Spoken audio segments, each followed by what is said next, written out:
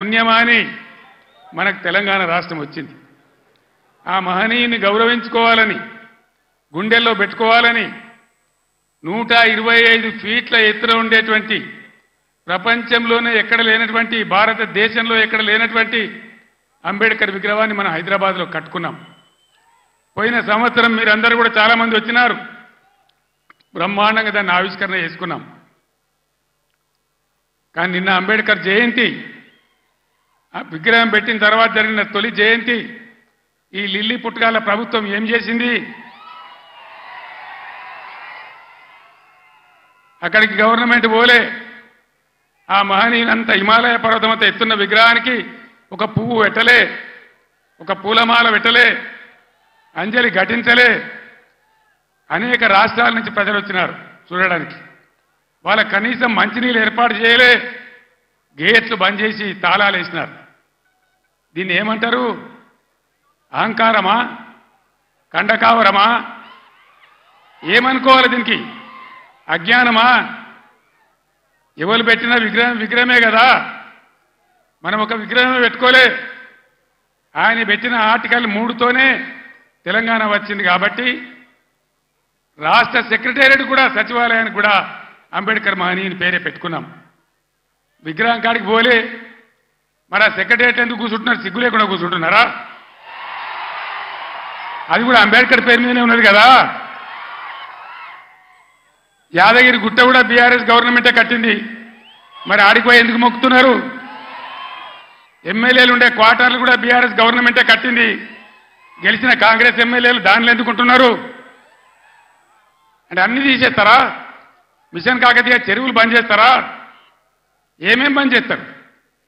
ఈ లిల్లీ పుట్టుకాలని నేను ఎందుకన్నా అంటే దీనికే అన్నా.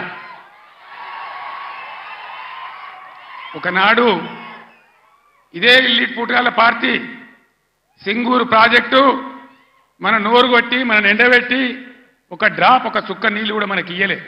హైదరాబాద్కి ఇచ్చినారు. బాధపడ్డాం, ఏడ్చినాం. పొలాలు ఎండిపోయినాయి. అక్కడ నిజామాబాద్ వాళ్ళు ధర్నా, ఇక్కడ మెదకోళ్ళు ధర్నా. ఇయ్యలే. తెలంగాణ వచ్చినాక కదా ఇదే హరీష్ రావు ఇరిగేషన్ మంత్రిగా ఉండి జటా కాలువలు తవ్వి నీళ్లు సింగూరు కాలువలు తవ్వితే కదా అందులోకి నీళ్ళు వచ్చినాయి, పంటలు పడినాయి.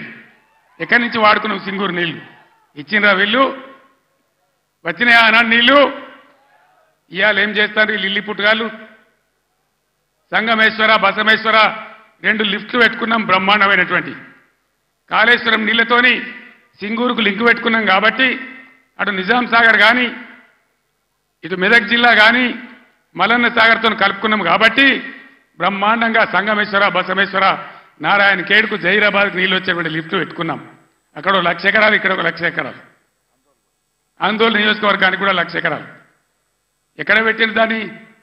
ఎందుకు పడబెట్టినరు? ఎందుకు కోల్డ్ స్టోరేజ్లో పెట్టినరు? దయచేసి మీరు ఆలోచన చేయాలి. నేను మీ అందరినీ కోరుతా ఉన్నా. దళిత బిడ్డలను దళిత మేధావులను నేను కోరుతా ఉన్నా. అంబేద్కర్ గారిని అవమానిస్తే మనం మౌనం పాటించుదామా? దళిత బంధు పెడితే నోరు మూసుకొని పడిందామా? ఇవాళ వాళ్ళకి సురుకు పెట్టాలి. ఇదే పార్లమెంట్ ఎన్నికల్లో బిడ్డ మీరు మోసం చేస్తే గుద్దిత కింద పడకూడదామనే జవాబు మీరు చెప్పాలని చెప్పి నేను మిమ్మల్ని కోరుతా ఉన్నా. తెలంగాణ ఉద్యోగ ఉపాధ్యాయ సోదరులకు కూడా నేను కోరుతా ఉన్నా. ఏం జరుగుతా ఉంది? 4 నెలల సమయంలో ఇప్పుడు 5వ నెలకు వచ్చింది గవర్నమెంట్ వచ్చి. మీకు మేము ఎంత గౌరవం ఇచ్చినాం. ఆగమాగం కావద్దు. ఎలక్షన్ వస్తే పిచ్చోళ్ళలాగా ఓట్లు వేయద్దు. నిలకడగా ఆలోచన చేయాలి. నిజాలేందో తెలుసుకోవాలి. అప్పుడే మనకు సరి అయిన న్యాయం జరుగుతుంది. ఈ ప్రభుత్వం మెడలు వంచి మొన్న వాళ్ళు చేసిన ఆగమాగం హామీలు ఏవైతున్నాయో అవి నెరవేర్చాలంటే పార్లమెంట్ ఎలక్షన్లలో సురుకు పెట్టి చూపెడితేనే అవి సాధ్యమైందని మీ అందరికీ తెలియజేస్తా ఉన్నా. ఇవన్నీ మీకు కనబడతలేవా? నేను చెప్పానా? ఉద్యోగులను ఎంత గౌరవించినాం, ఎంత జీతం ఇచ్చినాం, ఎంత పెద్ద పిఆర్సీలు ఇచ్చినాం, తెలంగాణ స్పెషల్ ఇంక్రిమెంట్ ఎట్లా ఇచ్చినాం, ఇవన్నీ మీరు మర్చిపోయి ఇలా ఆగమాగం అడివడే అవుతామంటే మీరే నష్టపోతారు తప్ప బీఆర్ఎస్ పార్టీ కాదు. మీకు తెలివితేటలు ఉన్నాయి కాబట్టి, బుద్ధి ఉంది కాబట్టి, గౌరవం ఉంది కాబట్టి ఆలోచన చేసి చెక్ బ్యాలెన్స్ చేయాలని చెప్పి తెలంగాణ ఉద్యోగ ఉపాధ్యాయ సోదరులను కూడా ఈ సందర్భంగా నేను మేధావులుగా మీరు ఆలోచించాలని ఈ గవర్నమెంట్ ముక్కుతాడేయాలని చెప్పి నేను మీకు కూడా అప్పీల్ చేస్తా ఉన్నా.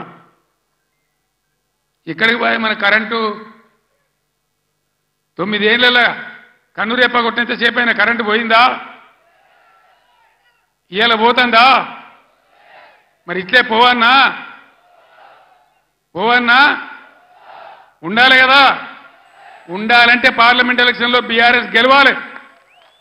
మెదక్ల వెంకట్రామరెడ్డి, జైరాబాద్లో అనిల్ గెలిస్తేనే ఎల్పడా దాపడా కోళ్ళలాగల్లాగా ఉన్నారు. ఇద్దరు కూడా చదువుకున్న వాళ్ళు. ఒక ఆయన ఐఏఎస్ అధికారి, ఇంకొక ఆయన తెలంగాణ ఉద్యమకారుడు.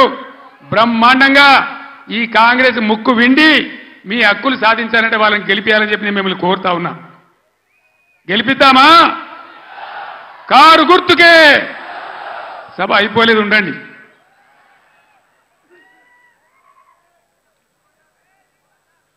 ఎన్ని మాటలు చెప్పానండి. కేసీఆర్ 1,00,000 రుణమాఫీ చేసిండు కదా, ఇక ఉరికి 2 లక్షలు తెచ్చుకోండి చెప్పిండ్రా. డిసెంబర్ 9 నాడే మాఫీ చేస్తాం. ఎదురైన ఆడవిళ్ళకి 2,500 ఇస్తాం. ఎన్ని చెప్పిండ్రు? ఒక్క మాట అన్న ఖాయం ఉన్నదా? మరి ఏం జరగాలి ఇప్పుడు? ఈ రాష్ట్రం ఇట్లే పోవన్నా? నేను 15 ఏళ్ళు కొట్లాడి సాగు నోట్ల తలకాయ పెట్టి సచ్చేదాకా తెగబడి ఈ రాష్ట్రం సాధించి 10 ఏళ్ళు బ్రహ్మాండంగా అన్ని రకాల ప్రజలను కడుపులో పెట్టుకుని సాదుకున్నాం. రైతు సోదరులను కళ్ళల్లో పెట్టుకొని కాపాడుకున్నాం. ఒక పాలసీ, వ్యవసాయం ద్వారా రాష్ట్ర ఆదాయం పెంచాలని, రైతాంగాన్ని నిలబెట్టాలని అనేక మంచి స్కీములు పెట్టినాం. రైతు బందే వేయలే, ఏలటికి పూర్తి మందికి రాలే.